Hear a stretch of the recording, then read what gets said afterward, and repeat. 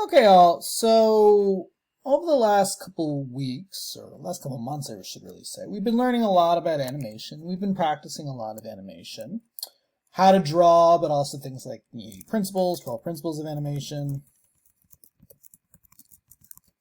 These are techniques such as squash and stretch, anticipation, timing, slow in, slow out.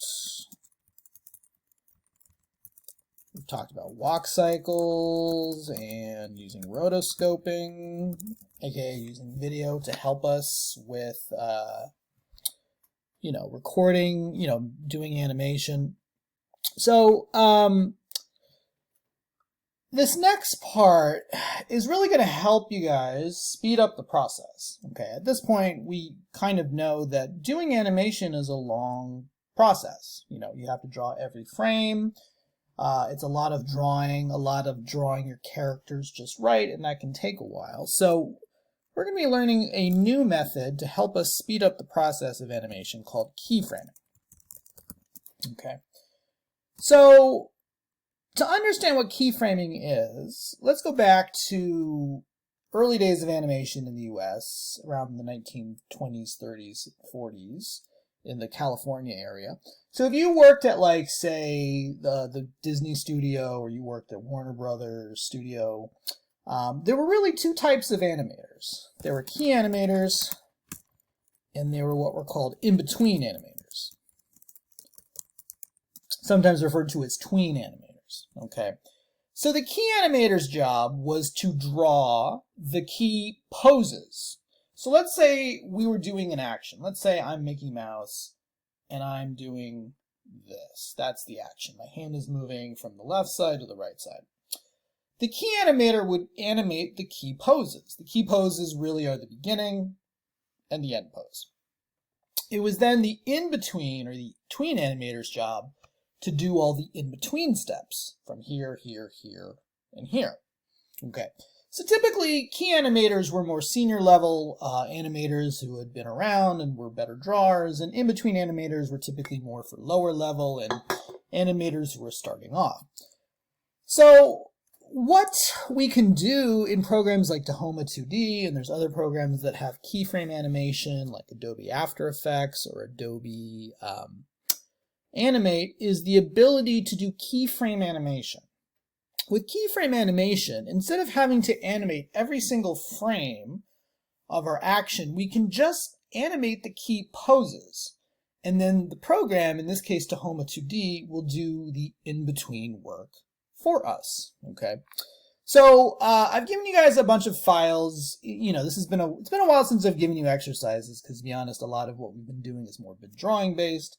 But this particular module, I gave you guys some exercises to work from, and you can go to Project Management and load up the files for today. This is Digital 10A keyframing, and I'm opening up exercise 1 here, and I have this bird frame by frame. Okay. And what I'm having the bird do is go from the left side of the screen to the right side of the screen. Now, this is how traditionally we might do this. The way I did this was just copying and pasting the frame and then just kind of slightly moving it,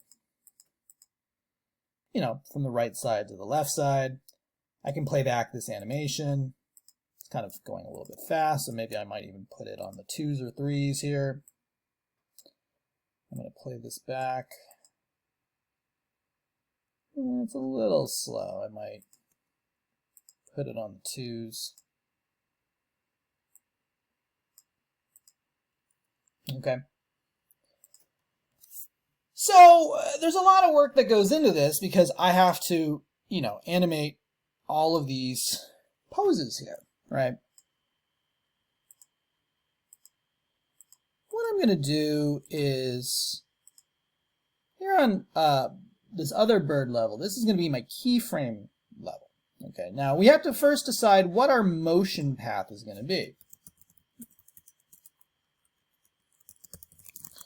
The motion path is the path of your character and how it moves. Okay, so what am I really trying to do? Well, I'm trying to take this bird. Here's my bird. And I want the bird to go from the left side of the screen to the right side of the screen. Okay. So really there are two key actions. There's the beginning pose and the end pose. Or in other words, the bird is going to be on the left, and then the bird is going to be on the far right. So I'm going to go back to Tahoma2D, and I have this drawing, okay? And so what we're doing here is I want to animate the position of my bird. My bird's position is going to change from one part of the canvas to another part of the canvas.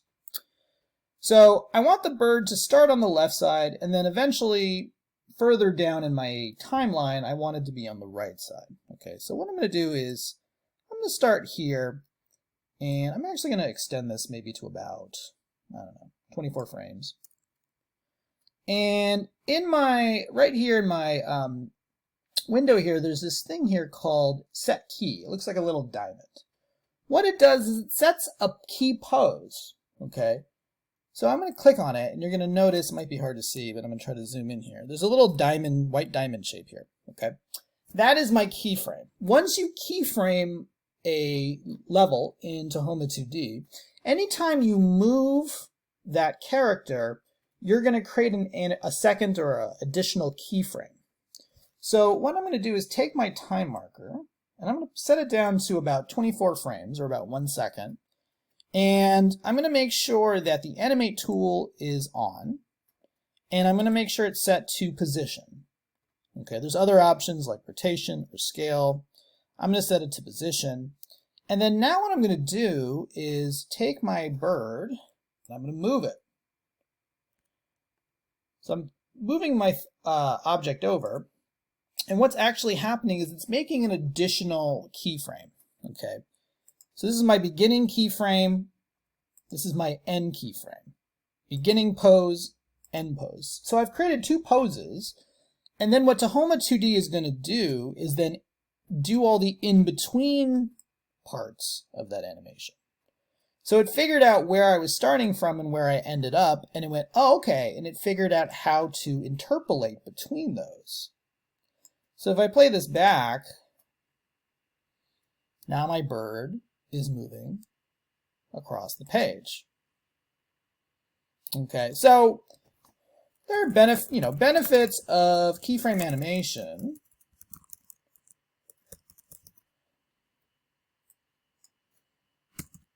One is that keyframe animation is fast.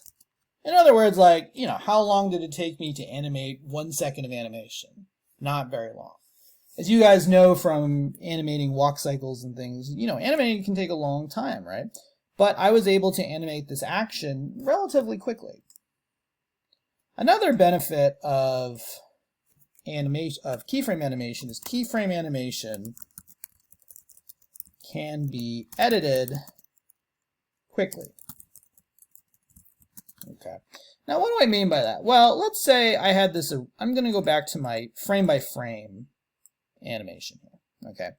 Now, right now, my bird is going from the left side of the screen to the right side of the screen. But let's just hypothetically say, okay, well, maybe we decided later on, you know what, it would be better if the bird started at the bottom of the screen and went up, as opposed to going from the left side of the screen and going right. So I could go here, and I could use the move tool, and I could move, my character. This is frame 1 here.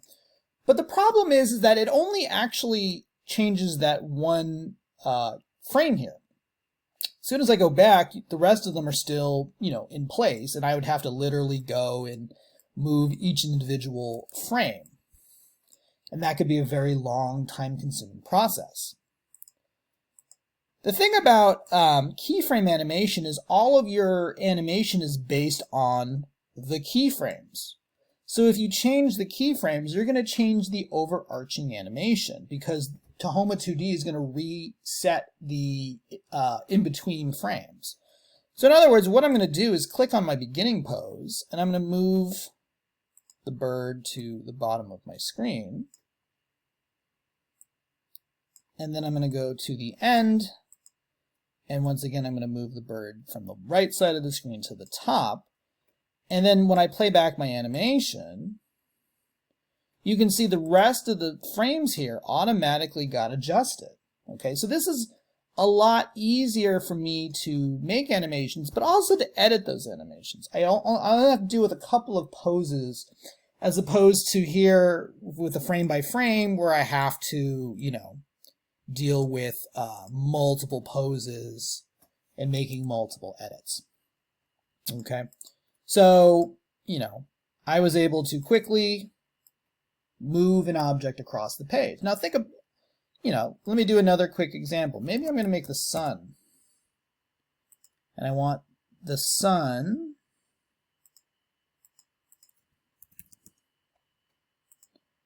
so I'm going to call this, oops, sun. And I'll draw the sun.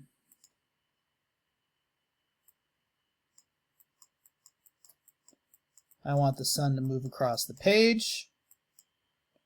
I'm going to take this, extend it outward. I want it to start over here, and I want it to move across the page. So I'm going to take the sun, I'm going to click on the Animate tool, and I'm going to set its position to here. And I'm going to click on, if it hasn't already, I'm going to turn on the Set Key option here. And then I'm going to move down to here. And I'm going to move the sun. And so once again, this is my beginning pose, this is my end pose. And I've quickly animated my sun to move across the page. Okay, so you could see how you could use the, you know, animating the position property of something to quickly move an object across the screen. You know, moving text across the screen, moving an object across the screen, moving an object back and forth. You could do all of this. In addition to changing the position of something, I can also change the scale of something, meaning I can make something go from small to large or from large to small. So here in exercise 2, I have a drawing of a car that I did. And what I'm going to do is I'm going to have it start small and I'm going to have it grow larger over time. So what I'm going to do is click on my car layer, make sure the car layer is highlighted here. And I'm going to change this from position to scale. Okay. And what that's going to allow me to do is scale my image.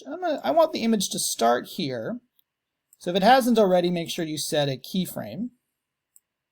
And then I'm going to place this, maybe I want it to scale from small to big over about 2 seconds. Okay, I'm at 24 frames a second. So that would be about 48 frames. So I'm going to go here at 48 frames and I'm going to blow the car up. So the beginning pose, car is small, end pose, car is large, and it's taking about 2 seconds or 48 frames to do that. I'm going to play it back. Okay, so you can see that my car is scaling. Due to the way I've drawn my car, it creates the illusion that the car is coming towards us. Okay, so if you wanted to create the illusion that an object is coming closer in physical distance, you may try using the scale property. Okay, I also could have done it the other way, where maybe I started large and scaled it smaller.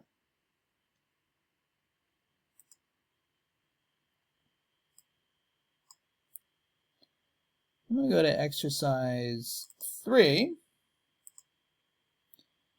So in addition to scaling or using position and scaling something, we can also change the rotation of an object. Okay, here I have this shape, and this is a sun object, and I wanted to rotate. Okay, I want it to spin. So what I'm going to do is make sure my layer is highlighted. Double check here, and I'm going to set this to rotation. And then what I can do is rotate my object. You can also set rotation here. So I'm going to make this rotate 2 times over 2 seconds. Okay, so I'm going to start it at 0 degrees. I'm going to hit start, or this is my beginning pose. And after 2 seconds, I want it to go about 720 degrees. That would be 2 full rotations. There's 360 degrees in a rotation. And so you can see this is my beginning pose. This is my end pose. And so now my object is spinning. It's kind of going counterclockwise. I wonder if I can go, let's do a negative 6, 720. There you go. Now it's going clockwise. Okay, so you can have things spin. So think about this as like maybe you want to animate a bike wheel spinning, or a gear spinning, or, you know, someone's tumbling and they're like going like this or something. This might be a much easier way of doing it than trying to animate that frame by frame. Okay. So, you know, there are benefits to keyframe animation in that it's really fast and it's very easy to edit. The downside really of keyframe animation, or the con, is it is not fluid. Okay. And what I mean by that is, by default, it's like, you know, you move something across the page, it doesn't feel like it's moving. I mean, it does, but it feels more like a statue that's being pushed on like a dolly or a skateboard than it feels like a character moving. You know what I mean? So it's, when you do keyframe animation, it's never going to feel as smooth as doing a real frame-by-frame animation. So it's kind of a trade-off. It's like, do you want to do it done quicker, or do you want it to look better in terms of its animation? And, you know, it kind of depends. And there's ways to blend both. Maybe if something's a major character, you want to do frame by frame. And if something's less important, like, you know, if I have a sun in the background, it's not the main character, I could probably get away with animating it by using position or something. If you ever want to remove a keyframe that you've created, put your time marker above the keyframe, and then you can just click on that, and you'll notice it removes that. So I'm going to remove both, and that removes my keyframes there. Okay, so I want you guys to try that out. That's exercise 1, 2, and 3. This is just the basics of keyframing. We can keyframe the position of something, the rotation of something, and the scale of something.